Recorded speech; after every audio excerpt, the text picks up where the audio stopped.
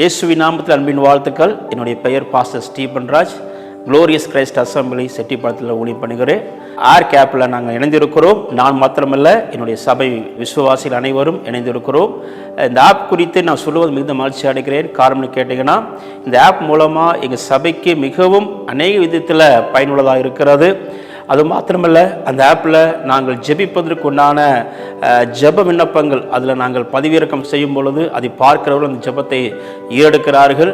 அது மாத்திரமல்ல, அந்த ஆப் மூலமாக அநேக ஜெபிக்கின்ற விண்ணப்பங்கள் அதிகமாக இந்த ஆப் மூலமாக நாங்கள் அறிந்திருக்கிறோம்.